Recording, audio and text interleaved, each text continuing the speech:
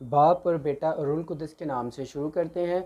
मसीह खुदावंद में आप सबकी सलामती हो। मैं जवाद इकबाल फिर से आपकी खिदमत में हाजिर हुआ हूँ। जैसा कि हमारा हिस्सा सोएम है यानी कि पार्ट 3 है, जो कि प्रोटेस्टेंट तर्जमे की कुतब के जो तलफ़्ज़ हैं उनके मतलब मैं बयान कर रहा था आप लोगों के साथ, जो कि 2 पार्ट बना चुका हूँ और आज तीसरा पार्ट है। और उस तीसरे पार्ट में भी जो है 5 ही किताबें हैं। तो उन 5 किताबों के जो नाम हैं, पहली है तवारीख, फिर अज़रा, और फिर नहमिया, और फिर आस्तर, और इसके बाद जो है अयूब। तो बताता चलूँ कि आज का ये जो हमारा तीसरा पार्ट है, इसकी पहली किताब जो है तवारीख, इसका जो मतलब है, तवारीख का मतलब है यानी कि तारीख़ की जमा। तो बताता चलूँ कि ये जो तारीख़ की जमा है, जैसा कि एक सदी में जैसे बहुत सी कोई ऐसे ख़ास काम होते हैं, जंगें लड़ी जाती हैं, तो वो एक हिस्ट्री या तारीख़ का हिस्सा बन जाती हैं। तो ये जो लफ्ज़ तवारीख़ है, ये पहला और दूसरा तवारीख़, ये तारीख़ की जमा है। तो इसमें पाया ये जाता है, इसमें पाया क्या जाता है मैं आपको बताऊं कि यहूदा और इसराइल की सल्तनतों की सरकारी तारीख़, जिनमें नसबनामे और दाऊद और सुलेमान के अदवार हुकूमत से ग़ुलामी तक की तारीख़ दर्ज की गई। ठीक है, तो मैं फिर से ये बात दोहरा रहा हूँ कि इसमें क्या पाया जाता है तवारीख़ में।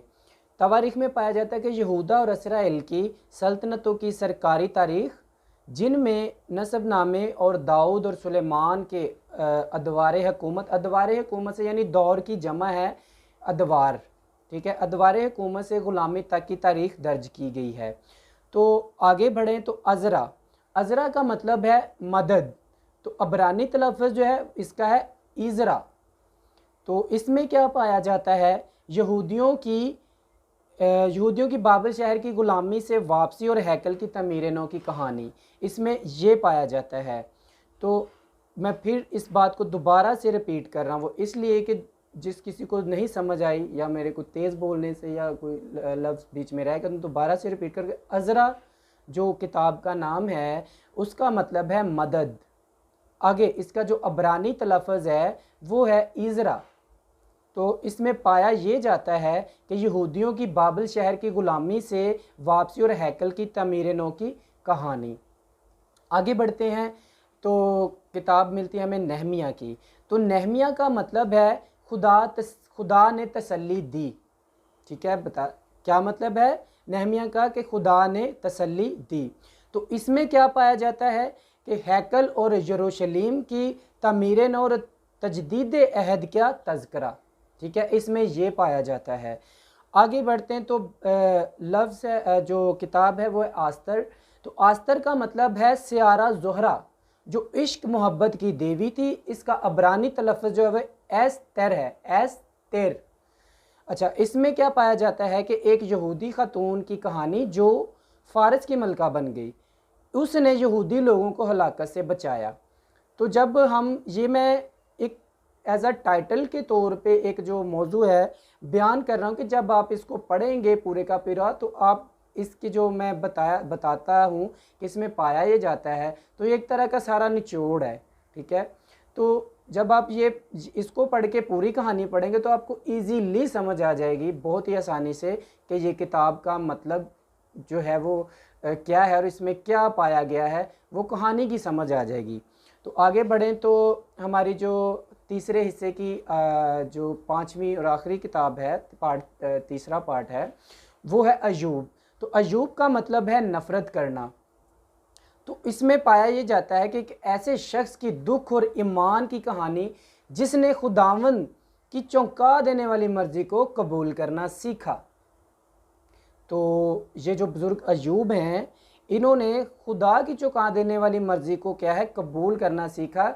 अगर हम इस किताब का मुताला करें, इसको पढ़ें, तो हमें समझ आता है कि जो आज हमारी ज़िंदगियों में छोटी मोटी परेशानी आती है, ये कुछ भी नहीं है इस बुज़ुर्ग अयूब की जो ज़िंदगी कहानी है, कि इतना वो साबित कदम रहा, इतना वो ईमानदार रहा कि उसने खुदा की तकफ़ीर ना की, बल्कि वो वफ़ादार रहा और उसकी जो है उसके ईमान को देखा और खुदा ने उसे फिर से दोबारा हर चीज़ दे दी थी।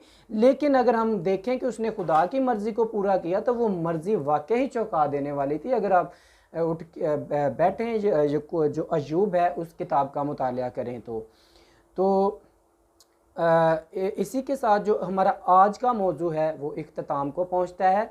ये 5 किताबें, इनके नाम और इनकी वजाहत कर चुका। तो अब जो हमारा अगला जो चौथा हिस्सा होगा, चौथा पार्ट होगा, उसमें जो 5 किताबें हैं अहदे अतीक की, मैं बारहा ये बात रिपीट करता हूँ कि जो प्रोटेस्टेंट तर्जमे की कुतब के तलफ्ज़ हैं, मैं अभी उनके नाम बता रहा हूँ और उनके मतलब बता रहा हूँ। और अभी जो अगला हमारा चौथा पार्ट का जो हिस्सा है किताबें, वो हैं इमसाल, वाज, गज़ल गज़लात, यसाया और यर्मिया।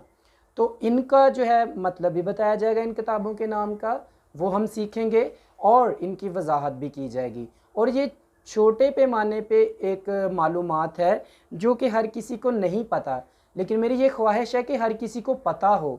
तो इस तरह से आप तक भी ये नॉलेज पहुंच रही है, चूँकि मैं एक बाइबल स्टूडेंट हूँ, सीख रहा हूँ और साथ ही आप तक ये जो है वो मालूमात पहुंचा रहा हूँ, ताकि हर बशर, हर इंसान हमारा जो बाइबल से जुड़ा हुआ है, जो मसीह खुदावन पे ईमान रखता है, वो इन चीज़ों को समझे कि हम सिर्फ नाम के मसीह नहीं, जाने कि हम किसके पैरोकार हैं और हमें एक एक चीज़ का पता हो। तो ये जो मालूमात है आप तक पहुंचा रहा हूँ। तो बराए मेहरबानी मेरी आप लोगों से गुजारिश है कि मेरे इस चैनल बाइबल्स वर्ल्ड को जो ज़रूर सब्सक्राइब करें, मेरी हौसला अफजाई करें, ताकि मैं आप लोगों तक ऐसी वीडियो पहुंचाता रहूं। क्योंकि ये एक बहुत ही ईजी और आसान, बहुत ही आसान एक रास्ता है सीखने का, कि आप लोगों के हाथ में ये चीज़ है, आप कहीं भी बैठ के जो है इन चीज़ों को सीख सकते हैं और आप क्या कहना चाहिए कि अपने बच्चों को भी सिखा सकते हैं और आपके दिलो दिमाग में नक्श हो जाएगी। ख़ास करके जिन लोगों को शौक़ है पर उनके पास टाइम नहीं है स्टडी करने का, किताबें स्टडी करने का, तो वो फिर यहाँ से जो है फ़ायदा उठाएं। तो मेरी यही ख्वाहिश है। तो बराए मेहरबानी अब मैं जो आगे किताबें बयान कर चुका हूँ कि आगे उनका आएगा, मेरी अगली वीडियो को है जो ज़रूर वो भी उसका इंतज़ार करें, वो भी नामों के मतलब के साथ और उसकी वजाहत के साथ आप लोगों के साथ जो है शेयर करूँगा। तो मैं इसी के साथ जो है इजाज़त चाहता हूँ। खुदा हाफिज़।